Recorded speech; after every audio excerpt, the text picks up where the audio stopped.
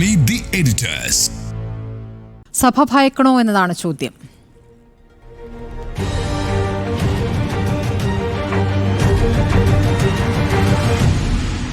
ചിരക്ക് കിടക്കാം. സഭ ഭയക്കണോ എന്നതാണ് ചോദ്യം. ഉണ്ണി ബാലകൃഷ്ണൻ, ഇന്നിപ്പോൾ മിലിത്യോസ് തിരുമേനിയുടെ ഒരു പ്രസ്താവവുമായി ബന്ധപ്പെട്ടാണല്ലോ പ്രധാനമായും ചർച്ചകൾ ആരംഭിച്ചിരിക്കുന്നത്. പക്ഷേ അദ്ദേഹം അങ്ങനെ ഒരു പ്രസ്താവന നടത്താനുണ്ടായിട്ടുള്ള ഒരു സാഹചര്യമുണ്ട്. ആ സാഹചര്യം എന്നെ സംബന്ധിച്ചിടത്തോളം വലിയ ഭയാശങ്കകൾ ഉണ്ടാക്കുന്നൊരു സാഹചര്യമാണ്. കഴിഞ്ഞ 48 മണിക്കൂറിനകത്ത് ഒട്ടും അഭികാമ്യമല്ലാത്ത 2 സംഭവങ്ങൾ പാലക്കാട് ഉണ്ടായിരിക്കുന്നു എന്നുള്ളതാണ് ഏറ്റവും പ്രധാനപ്പെട്ട വിഷയം. നല്ലേപ്പള്ളി സ്കൂളിലും അതുപോലെ തന്നെ തത്തമംഗലം സ്കൂളിലും. ഈ 2 സ്കൂളുകളിലെയും ക്രിസ്മസ് ആഘോഷങ്ങൾ ചിലർ തടസ്സപ്പെടുത്തിയിരിക്കുന്നു എന്നുള്ളതാണ് പ്രധാനപ്പെട്ട പ്രശ്നമായി വന്നിരിക്കുന്നത്. അതായത് നല്ലേപ്പള്ളി സ്കൂളിൽ എന്താ സംഭവിച്ചത്? അവിടുത്തെ സ്കൂളിലെ വിദ്യാർത്ഥികളും അധ്യാപകരും ഒക്കെ ചേർന്ന് പപ്പാഞ്ഞിയുടെ വേഷമൊക്കെ കെട്ടി ക്രിസ്മസ് ആഘോഷം നടത്തുന്നു. ക്രിസ്മസ് ആഘോഷം നടത്താത്ത ഏത് സ്കൂളുകളാണ് കേരളത്തിലുള്ളത്? എല്ലാ സ്കൂളുകളിലും ക്രിസ്മസ് ആഘോഷം നടത്തുന്നുണ്ട്. ക്രിസ്മസ് ആഘോഷം എന്ന് പറയുന്നത് മലയാളികൾ ഒത്തൊരുമയോടുകൂടി നടത്തുന്ന ഒരു ആഘോഷമാണ്. അത് ഓണാഘോഷമൊക്കെ പോലെ തന്നെ എല്ലായിടത്തും എല്ലാ വിഭാഗത്തിൽപ്പെട്ട ആളുകളും വളരെ സന്തോഷത്തോടുകൂടി സമാധാനത്തോടുകൂടി നടത്തുന്ന ഒരു ആഘോഷമാണ് ക്രിസ്തുമസ് ആഘോഷം എന്ന് പറയുന്നത്. ആ ആഘോഷ ചടങ്ങിലേക്ക് 3 പേർ കടന്നു ചെല്ലുകയും അവിടുത്തെ കുട്ടികളെയും അധ്യാപകരെയും ഭീഷണിപ്പെടുത്തുകയും ചെയ്യുന്ന അടക്കമുള്ള ദൃശ്യങ്ങൾ ഇപ്പോൾ പുറത്തു വന്നിട്ടുണ്ട്. അവർ ആ പരിപാടി തടസ്സപ്പെടുത്തുകയും തിരിച്ചു പോവുകയൊക്കെ ചെയ്തിരിക്കുന്നു. അതുമായി ബന്ധപ്പെട്ട് 3 പേരെ അറസ്റ്റ് ചെയ്തിട്ടുണ്ടല്ലോ, 3 പേരെ റിമാൻഡിലാക്കിയിട്ടുണ്ടല്ലോ. ആ 3 പ്രതികൾ ആരൊക്കെയാണ്? ഒന്ന് VSPയുടെ വിശ്വ ഹിന്ദു പരിഷത്തിൻ്റെ ജില്ലാ സെക്രട്ടറി ആയിട്ടുള്ള അനിൽകുമാറാണ്. മറ്റൊരാൾ ബജ്രംഗദളിൻ്റെ നേതാവായിട്ടുള്ള സുശാസനാണ്. അപ്പം അതിനുശേഷമാണ് തത്തമംഗലത്ത് അതേപോലൊരു സംഭവം ആവർത്തിക്കുന്നത്. അതിൻ്റെ പിന്നിൽ പ്രവർത്തിച്ചിരിക്കുന്ന ആരാണെന്ന് നമുക്കറിയില്ല. ഏതായാലും സ്പെഷ്യൽ ഇൻവെസ്റ്റിഗേഷൻ ടീം അത് അന്വേഷിച്ചുകൊണ്ടിരിക്കുന്നു. നോക്കൂ, കേരളം പോലെ ഒരു സ്ഥലത്ത് ഇത്തരത്തിലുള്ള സംഭവങ്ങൾ ഉണ്ടാവുക എന്ന് പറയുന്നത് വലിയ ആശങ്കയുണ്ടാക്കുന്ന കാര്യമാണ്. നമ്മളിത് വടക്കേ ഇന്ത്യയിൽ നിന്ന് ഒട്ടേറെ വാർത്തകൾ എത്രയോ വർഷങ്ങളായിട്ട് നമ്മൾ കേട്ടുകൊണ്ടിരിക്കുകയാണ്. തെക്കേ ഇന്ത്യയിലെ ചില സംസ്ഥാനങ്ങളിലും ഇത്തരത്തിലുള്ള ചില സംഭവങ്ങളൊക്കെ ഉണ്ടാകുന്നുണ്ട്. കർണാടകയിൽ ഉണ്ടായിട്ടുണ്ട്. വടക്കേ ഇന്ത്യയിലെ മിക്കവാറുമുള്ള എല്ലാ സംസ്ഥാനങ്ങളിലും ഇത്തരത്തിൽ ക്രിസ്ത്യൻ ആഘോഷങ്ങൾക്കെതിരായിട്ട്, ക്രിസ്തീയ ദേവാലയങ്ങൾക്കെതിരായിട്ട്, ക്രിസ്തുമത വിശ്വാസികൾക്കെതിരായിട്ടൊക്കെ ഒട്ടേറെ അക്രമ സംഭവങ്ങൾ ഉണ്ടായിട്ടുണ്ട്. ഈ 2024 ഒരു പ്രത്യേകത എന്താണ്? 2024 പ്രത്യേകത എന്ന് പറയുന്നത് 1999 ഒഡീഷയിലെ കന്ധമാലിൽ ഓസ്ട്രേലിയൻ മിഷണറി ആയിരുന്ന ഗ്രാം സ്റ്റെയിൻസിനെയും അദ്ദേഹത്തിൻ്റെ 2 പിഞ്ചു മക്കളെയും ബജ്രംഗദളിൽ പച്ചയ്ക്ക് കത്തിച്ചു കൊന്നത്. അതിൽ ബജ്രംഗദൾ നേതാവിനെ അടക്കം അറസ്റ്റ് ചെയ്തിട്ടുണ്ട്. അപ്പോൾ അത്രയും വലിയൊരു ദുരന്തം അതിൻ്റെ 25ാമത്തെ വർഷമാണ് ഇന്ന് ഈ രാജ്യത്ത്. ഈ പറയുന്ന ജനുവരി 22 ആയിരുന്നു 1999 ആ സംഭവം ഉണ്ടാകുന്നത്. അതിനെ തുടർന്ന് എത്രയെത്ര സംഭവങ്ങളാണ് രാജ്യത്തുടനീളം ക്രിസ്ത്യൻ മതവിശ്വാസികൾക്കെതിരെ, ക്രിസ്തീയ ദേവാലയങ്ങൾക്കെതിരെ ഒക്കെ ഉണ്ടായിട്ടുള്ളത്. ഇപ്പോൾ ഏറ്റവും ഒടുവിലത്തെ ഈ ഓൾ ഇന്ത്യ ക്രിസ്ത്യൻ കൗൺസിലിൻ്റെ കണക്കനുസരിച്ച് 2016 മുതൽ 2019 വരെയുള്ള ആ സമയം, ആ പീരീഡിൽ മാത്രം 60% ഇൻക്രീസാണ് ഈ ആക്രമണങ്ങൾക്ക് കാര്യത്തിൽ ഉണ്ടായിട്ടുള്ളത്. നമുക്കറിയാമല്ലോ, ഇപ്പം നമ്മൾ സംസാരിച്ചുകൊണ്ടിരിക്കുമ്പോഴും മണിപ്പൂരിൽ ഇപ്പോഴും കലാപം കെട്ടടങ്ങിയിട്ടില്ല എന്നുള്ളതാണ്. മണിപ്പൂരിൽ 36 മണിക്കൂറിനകത്ത് 250 ദേവാലയങ്ങളാണ്, ക്രിസ്തീയ ദേവാലയങ്ങളാണ് തകർത്തെറിഞ്ഞത്. അപ്പോൾ ആ പ്രശ്നങ്ങളൊക്കെ ഈ രാജ്യം കണ്ടുകൊണ്ടിരിക്കുന്നു. അതൊക്കെ നേരിട്ടുകൊണ്ടിരിക്കുമ്പോൾ നമ്മൾ സമാധാനത്തോടെ കഴിഞ്ഞിരുന്നത് എന്തുകൊണ്ടാണ്? ഇപ്പോൾ കേരളത്തെ പോലൊരു സ്ഥലത്ത് ഇത്തരത്തിലുള്ള കാര്യങ്ങൾ സംഭവിക്കില്ല എന്നുള്ളൊരു ഉത്തമ വിശ്വാസത്തിലാണ് നമ്മളൊക്കെ ജീവിച്ചിരുന്നതെങ്കിൽ ഈ പറയുന്ന 2 സംഭവങ്ങൾ നല്ലേപ്പള്ളിയിലും തത്തമംഗലത്തും ഉണ്ടായിട്ടുള്ള, സ്കൂളുകൾ കേന്ദ്രീകരിച്ചുണ്ടായിട്ടുള്ള ഈ ക്രിസ്തുമസ് ആഘോഷവുമായി ബന്ധപ്പെട്ടുണ്ടായിട്ടുള്ള വിവാദം എന്ന് പറയുന്നത് അതൊരു ചെറിയ സൂചനയല്ല എന്നുള്ളതാണ്. അത് വിശ്വ ഹിന്ദു പരിഷത്താണ് ചെയ്തത്, അല്ലെങ്കിൽ ബജ്രംഗദളാണ് ചെയ്തത് എന്നൊക്കെ പറഞ്ഞുകൊണ്ട് നമുക്ക് മാറ്റിവെക്കാനും കഴിയില്ല. ഇന്നിപ്പോൾ CBCIയുടെ അധ്യക്ഷൻ കൂടിയായിട്ടുള്ള ആൻഡ്രൂസ് താഴത്ത് പറഞ്ഞിരിക്കുന്നതെന്ന് വെച്ചാൽ ചില ഫ്രിഞ്ച് എലമെൻസ് ആണ് ഇതൊക്കെ ചെയ്യുന്നതെന്നാണ്. ഫ്രിഞ്ച് എലമെൻസ് എന്ന് പറയുന്നത് എല്ലാ മതങ്ങളിലും ഉണ്ട് എന്നും അദ്ദേഹം പറയുന്നു. അത്ര ലളിതമായിട്ട് ഈ വിഷയത്തെ കാണാൻ കഴിയുമോ എന്നുള്ളതാണ് പ്രധാനപ്പെട്ട ചോദ്യം. പ്രത്യേകിച്ച് ആൻഡ്രൂസ് താഴത്ത് പിതാവ് ആലോചിക്കേണ്ട ഒരു കാര്യം, അദ്ദേഹം ഇന്നലെ പ്രധാനമന്ത്രിയുമായിട്ട്, അല്ലെങ്കിൽ കഴിഞ്ഞ ദിവസം പ്രധാനമന്ത്രിയുമായിട്ട് ഒരേ വേദി പങ്കുവെച്ചത് ക്രിസ്മസ് ആഘോഷിക്കാൻ വേണ്ടിയാണ് എങ്കിൽ 5 മാസം മുമ്പ് ആൻഡ്രൂസ് താഴത്ത് പിതാവ് അടക്കമുള്ള ബിഷപ്പുമാർ പ്രധാനമന്ത്രി നരേന്ദ്രമോദിയെ കണ്ടതെന്തിനാണെന്ന് അറിയാമോ? രാജ്യത്ത് ക്രിസ്തീയ വിഭാഗങ്ങൾ നേരിട്ടുകൊണ്ടിരിക്കുന്ന അക്രമങ്ങളെ സംബന്ധിച്ച് പരാതി പറയാനും അക്കാര്യത്തിൽ കേന്ദ്ര സർക്കാർ ഇടപെടണമെന്ന് ആവശ്യപ്പെട്ടുകൊണ്ടുള്ള നിവേദനം സമർപ്പിക്കാനായിരുന്നു 5 മാസം മുമ്പ് CBCIയുടെ അധ്യക്ഷൻ കൂടിയായിട്ടുള്ള ആൻഡ്രൂസ് താഴത്ത് പിതാവ് പ്രധാനമന്ത്രിയെ കണ്ടത് എന്നുള്ള കാര്യം മറക്കരുത്. 2023 രാജ്യത്തെ വിവിധ ബിഷപ്പുമാർ ചേർന്നിട്ട് രാഷ്ട്രപതി ദ്രൗപദി മുർമുവിനെ കണ്ടിട്ട് ഇതേപോലെ തന്നെ ഒരു നിവേദനം സമർപ്പിച്ചിരുന്നു. രാജ്യത്ത് ക്രിസ്ത്യൻ ദേവാലയങ്ങൾക്കെതിരായിട്ടും ക്രിസ്ത്യാനികൾക്കെതിരായിട്ടും ഒക്കെ നടക്കുന്ന അതിക്രമങ്ങളെക്കുറിച്ചുള്ള പരാതിയായിരുന്നു ആ മെമ്മോറാണ്ടത്തിലും ഉണ്ടായിരുന്നത്. ഇപ്പോൾ രാജ്യത്തെ പ്രധാനമന്ത്രി എന്നുള്ള നിലയ്ക്ക് ക്രിസ്തീയ ആഘോഷങ്ങൾ അദ്ദേഹത്തെ വിളിക്കുന്നതുകൊണ്ട് തെറ്റുമില്ല. പക്ഷേ മിലിത്യോസ് പിതാവ് പറയുന്നൊരു പ്രധാനപ്പെട്ട കാര്യമുണ്ട്. അത് ഈ പറയുന്ന അദ്ദേഹം പ്രധാനമന്ത്രി ആയിരിക്കുമ്പോൾ പോലും എങ്ങനെയാണ് ഒരാളൊരു രാജ്യത്തിൻ്റെ പ്രധാനമന്ത്രിയാവുന്ന ഒരു രാഷ്ട്രീയ പ്രസ്ഥാനത്തിൻ്റെ നേതാവ് എന്നുള്ള നിലയ്ക്കാണ്. ആ രാഷ്ട്രീയ പ്രസ്ഥാനം ഒരു ആശയത്തെ മുന്നോട്ട് വയ്ക്കുന്നുണ്ട്. ആ ആശയത്തിന് അദ്ദേഹത്തിന് ഭൂരിപക്ഷം കിട്ടുമ്പോഴാണ് ഒരാൾ പ്രധാനമന്ത്രിയാവും, അദ്ദേഹത്തിൻ്റെ നേതൃത്വത്തിലുള്ള സർക്കാർ ഉണ്ടാക്കുകയൊക്കെ ചെയ്യുന്നത്. പക്ഷേ ആ രാഷ്ട്രീയ ആശയത്തോടുള്ള വിയോജിപ്പുകൾ പ്രകടിപ്പിക്കാൻ എല്ലാവർക്കും അവകാശമുണ്ടല്ലോ.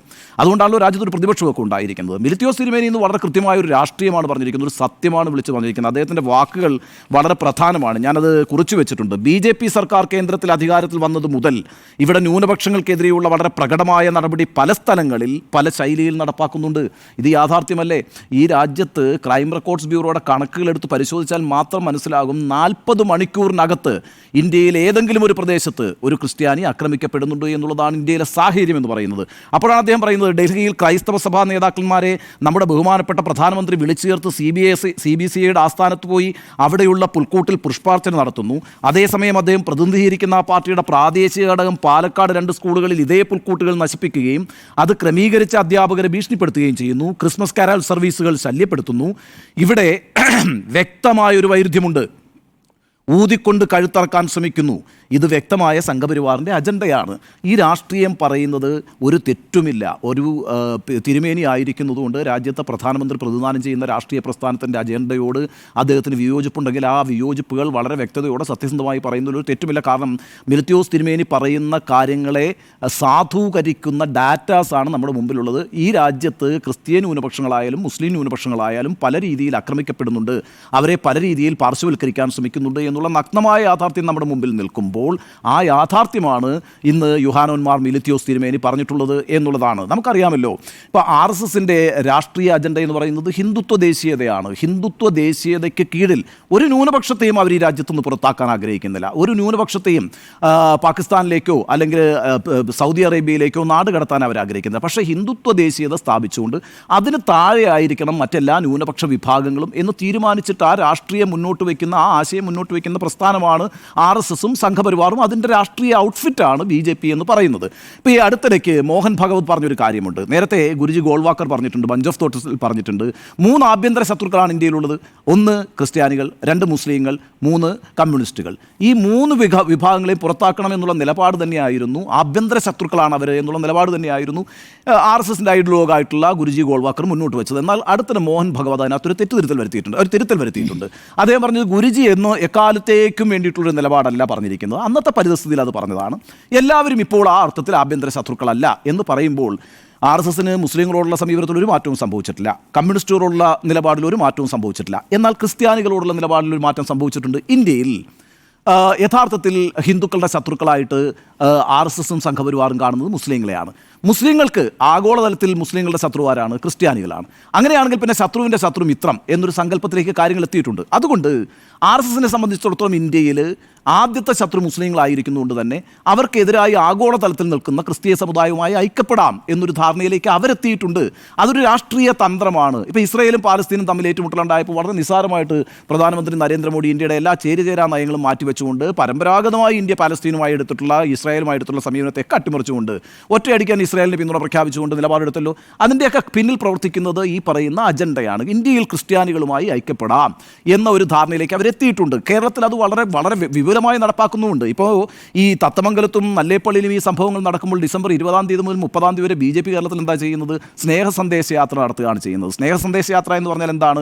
ക്രിസ്തീയ ബിഷപ്പുമാരുടെ വീടുകളിൽ പോവുക, അവർക്ക് കേക്ക് സമ്മാനിക്കുക, ക്രിസ്തീയ ഭവനങ്ങൾ സന്ദർശിക്കുക. നേരത്തെ ഈസ്റ്ററിൻ്റെ സമയത്തും അവരത് ചെയ്തിരുന്നു. അപ്പോൾ ആ അർത്ഥത്തിൽ ഈ കേരളത്തിൽ ക്രിസ്തീയ സമുദായവുമായിട്ടൊരു ഇൻട്രോഡ് ഉണ്ടാക്കാനായിട്ട് BJP തീരുമാനിച്ചിട്ടുണ്ട്. അങ്ങനെയാണ് അവർ അവരുടെ വോട്ട് ശതമാനം ഉയർത്താൻ തീരുമാനിച്ചിരിക്കുന്നത്. അതിൻ്റെ ഗുണവും അവർക്ക് ലഭിച്ചിട്ടുണ്ട്. 2024 തെരഞ്ഞെടുപ്പിൽ തൃശ്ശൂർ മണ്ഡലത്തിൽ നിന്ന് ക്രിസ്ത്യൻ ഭൂരിപക്ഷമുള്ള സ്ഥലമാണ്. അവിടെ നിന്ന് സുരേഷ് ഗോപി വിജയിച്ചു വരുമ്പോൾ ക്രിസ്ത്യൻ പിന്തുണ ഉറപ്പായും ഉണ്ടായിരുന്നു എന്ന കാര്യത്തിൽ ഒരു സംശയവുമില്ല. ആ പാർട്ടി തന്നെ ഏതാണ്ട് 30% ക്രിസ്ത്യൻ വോട്ട് തങ്ങൾക്ക് കിട്ടിയിട്ടുണ്ട് എന്ന് വിലയിരുത്തിയിട്ടുമുണ്ട്. ആ അർത്ഥത്തിലൊക്കെ ഈ പറയുന്ന രാഷ്ട്രീയ തന്ത്രം നടപ്പാക്കാൻ കേരളത്തിൽ ശ്രമിക്കുമ്പോഴാണ് ഈ ഫ്രിഞ്ച് എലമെൻസ് എന്ന് ആൻഡ്രൂസ് താഴത്തിൽ പിതാവ് വളരെ നിഷ്കളങ്കമായി പറഞ്ഞിട്ടുള്ള ബജറംഗദളും വിശ്വ ഹിന്ദു പരിഷത്തുമൊക്കെ ഈ പറയുന്ന ക്രിസ്ത്യൻ ആഘോഷങ്ങളെ തടസ്സപ്പെടുത്തുന്ന രീതിയിലേക്ക് വരുന്നത്. അത് കേരള സമൂഹം ചിന്തിക്കേണ്ട ഒരു പ്രശ്നമാണ്. ഏതർത്ഥത്തിലാണ് നമ്മൾ, ഏത് ദിശയിലേക്കാണ് നമ്മൾ ഒരു സമൂഹം എന്നതിലേക്ക് സഞ്ചരിക്കുന്നത്? ഇതൊരു അപായ സൂചനയാണ്. വളരെ പെട്ടെന്ന് ഒരു സ്കൂളിലേക്ക് കയറി വന്നിട്ട് ഏതാനും ചില ആളുകൾ ഇത്തരത്തിലുള്ള ആഘോഷങ്ങൾ തടസ്സപ്പെടുത്തുക എന്ന് പറഞ്ഞാൽ അത് ഒരു സ്ഥലത്ത് മാത്രമായി ഒതുങ്ങി നിൽക്കാൻ പോകുന്ന ഒരു പ്രവണതയായിരിക്കണമെന്നില്ല. അത് കേരളത്തിൽ എവിടെയും സംഭവിക്കാമെന്നുള്ളതുകൊണ്ട് അത് കേരളത്തിൻ്റെ ഒരു സോഷ്യൽ ഫാബ്രിക്കിന് ഒട്ടും തന്നെ ഗുണകരമല്ല. നമ്മൾ വളരെ മതേതരമായി ജീവിക്കുന്ന ഒരു സമൂഹമാണ്. വടക്കേ ഇന്ത്യയിലെ ഏതെങ്കിലും ഒരു സംസ്ഥാനത്ത് സംഭവിക്കുന്നതിനൊക്കെ അത്ഭുതത്തോടുകൂടി നോക്കിക്കാണുന്ന ഒരു സമൂഹമാണല്ലോ കേരളം. അവിടെയാണ് നമ്മുടെ ഈ മൂക്കിന് താഴെ അല്ലെങ്കിൽ നമ്മുടെ തൊട്ട അയൽപ്പക്കത്ത് ഇത്തരത്തിലുള്ളൊരു ഒരു സംഭവം ഉണ്ടാകുന്നത് അതൊരു ആപൽ സൂചനയായിട്ട് ഞാൻ കരുതുന്നു. അതിനെ വളരെ നിസ്സാരമായിട്ടൊക്കെ ചില പിതാക്കന്മാർ ചിത്രീകരിക്കുന്നുണ്ട്. പ്രധാനമന്ത്രി വരുന്നത് നല്ലതല്ലേ, പ്രധാനമന്ത്രി വരുന്നത് ഒരിക്കലും മോശപ്പെട്ടൊരു കാര്യമല്ല, അദ്ദേഹം ഇത്തരത്തിലുള്ള എല്ലാ സംഭവങ്ങളിലും പരിപാടികളിലൊക്കെ പങ്കെടുക്കണം. പക്ഷേ 2024 പൊതു തിരഞ്ഞെടുപ്പിൻ്റെ സമയത്ത് പോലും BJPയുടെ പ്രചാരണത്തിനായി മണിപ്പൂർ സന്ദർശിക്കാത്തൊരു പ്രധാനമന്ത്രിയാണ് ഇന്ത്യയുടെ പ്രധാനമന്ത്രി നരേന്ദ്രമോദി എന്ന കാര്യം നമ്മൾ വിസ്മരിച്ചുകൂടാ.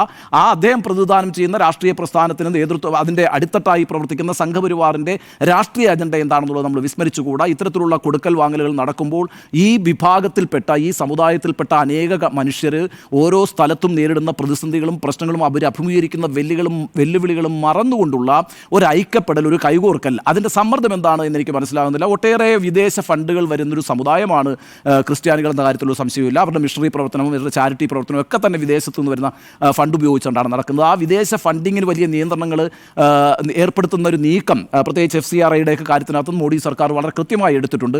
അത്തരത്തിലുള്ള സമ്മർദ്ദങ്ങൾ ഒരു പക്ഷേ ആ പ്രസ്ഥാനം, സമുദായം അനുഭവിക്കുന്നുണ്ടാകും. അപ്പോഴും ഇന്ത്യയിൽ അവരുടെ ഒരു നിലനിൽപ്പ് എന്ന് പറയുന്നത് പലതരത്തിൽ ആ സമുദായം പലതരത്തിലുള്ള വെല്ലുവിളികൾ ഭൂരിപക്ഷ വർഗീയതയിൽ നിന്ന് നേരിട്ടുകൊണ്ടിരിക്കുന്ന ഒരു സമയത്ത് അത്തരത്തിലൊന്നും തന്നെ ഇല്ല എന്ന് അങ്ങനെയുള്ള വളരെ നിഷ്കളങ്കമായൊരു മനസ്സിലാക്കലിൻ്റെ അടിസ്ഥാനത്തിൽ കാര്യങ്ങളെ സമീപിക്കുന്നത് എത്രത്തോളം ശരിയാണെന്ന കാര്യത്തിൽ കേരളത്തിലെ ജനങ്ങൾക്കെല്ലാം ഇക്കാര്യത്തിൽ ഒരു ബോധ്യമുണ്ട്. അതുകൊണ്ട് മിലിത്തിയോസ് തിരുമേനി പറഞ്ഞത് ശരിയായ രാഷ്ട്രീയമാണ്.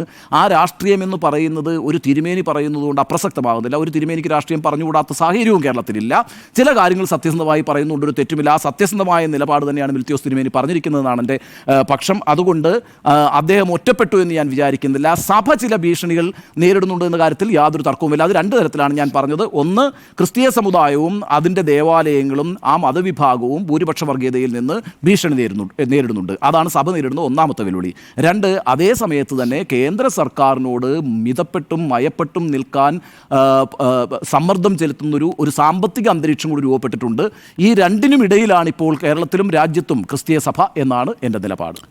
മടങ്ങിയെത്താം. സഭ ഭയക്കണോ എന്ന ചർച്ച തുടരുകയാണ്. സുജയ, സഭ ഭയക്കണം അല്ലെങ്കിൽ സഭയ്ക്ക് ഭയമുണ്ടാകണം എന്നത് സഭയിലെ ആർച്ച് ബിഷപ്പുമാരുണ്ട്, ബിഷപ്പുമാരുണ്ട്, നേതൃത്വം വഹിക്കുന്നവരുണ്ട്.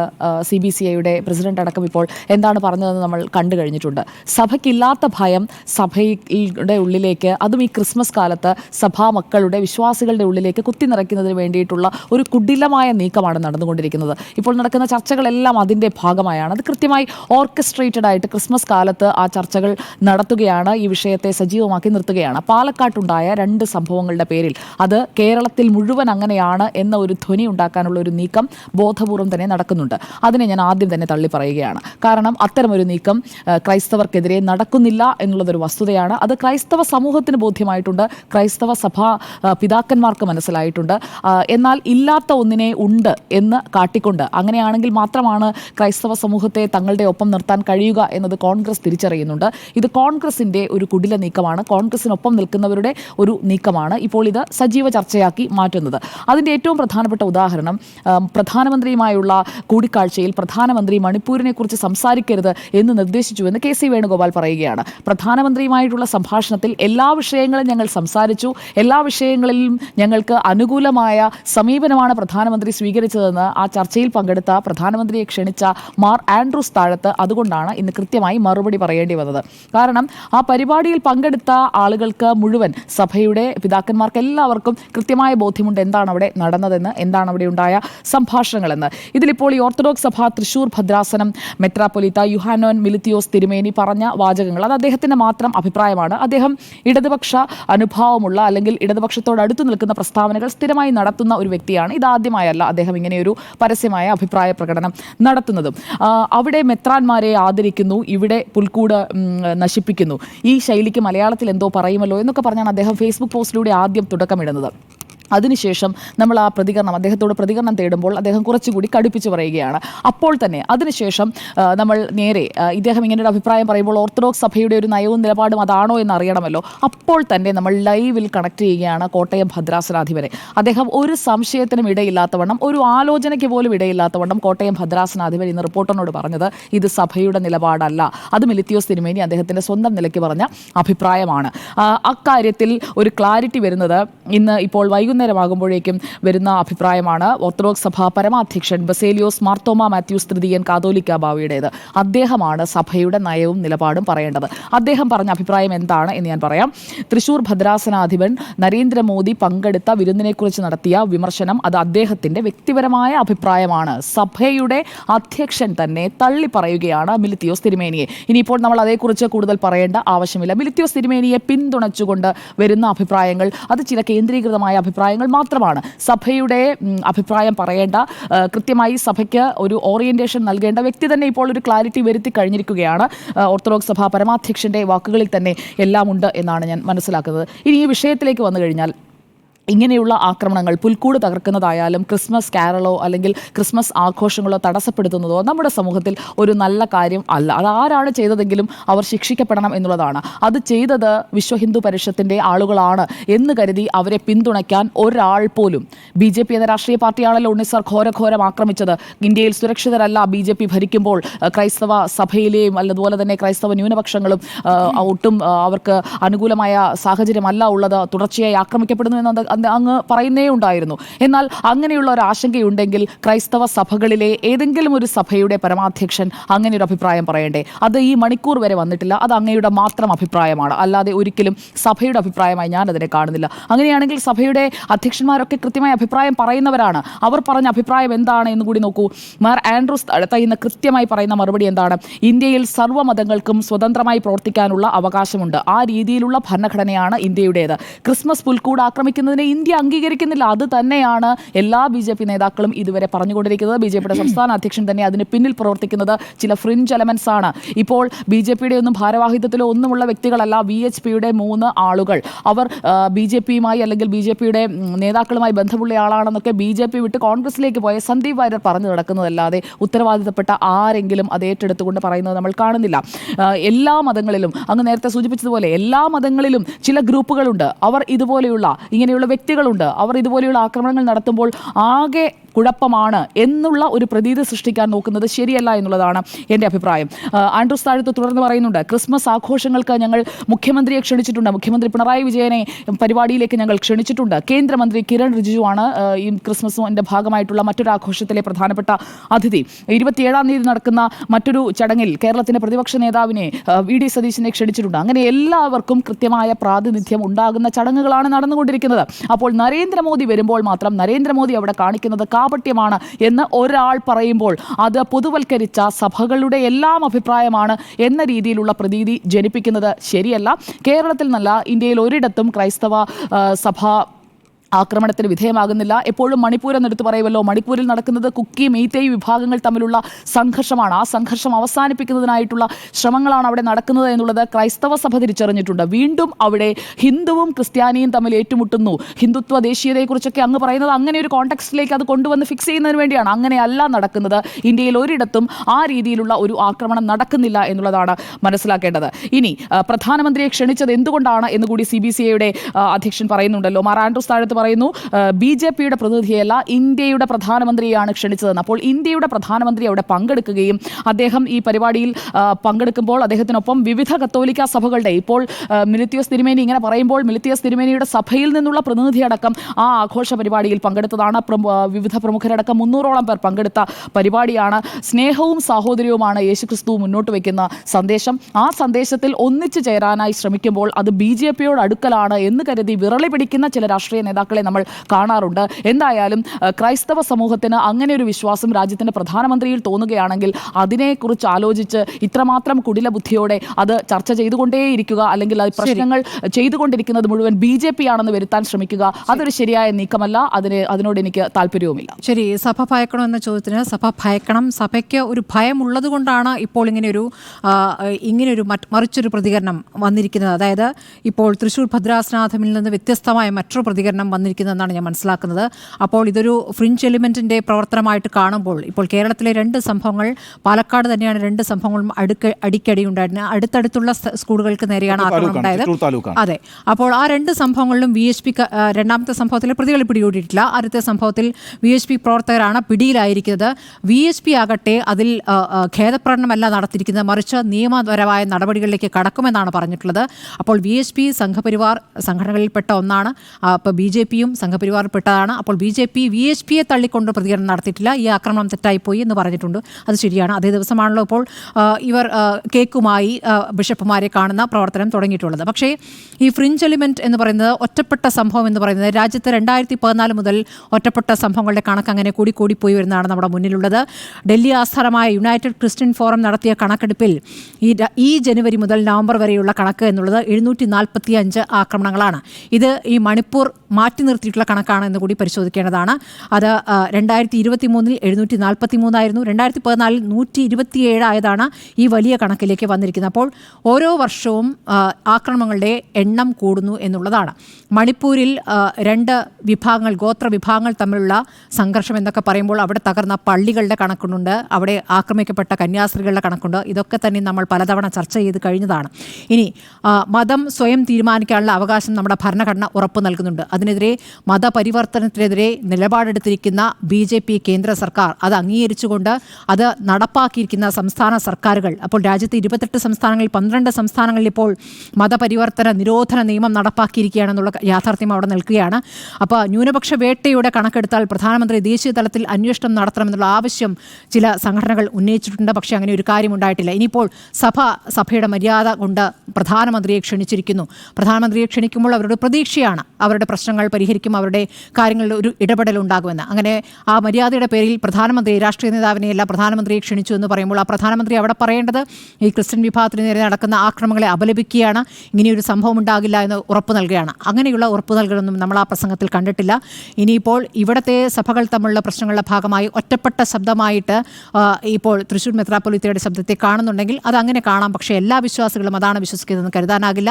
ഇവിടെ വോട്ട് പിടിക്കാൻ, ഇവിടെ കേരളത്തിൽ 20% വരുന്ന ക്രിസ്ത്യൻ വോട്ട് എന്നുള്ളത് BJP കണ്ണുവെക്കുന്നതാണ്. അതിന് നേരത്തെ പറഞ്ഞതുപോലെ മുസ്ലിം ന്യൂനപക്ഷ വിരോധം അതിനൊരു പ്രധാനപ്പെട്ട ഒരു കാര്യമാകുകയാണ്. 2 കൂട്ടർക്കുമുള്ള ഒരു വിരോധമാക്കി മാറ്റുന്നു.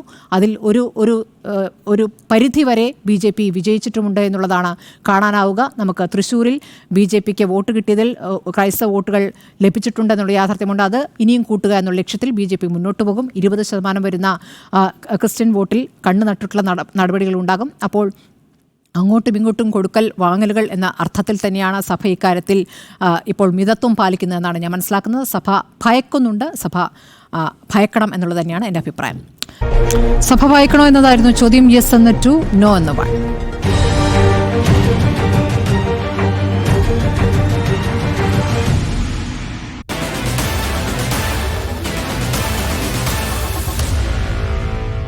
Meet the editors.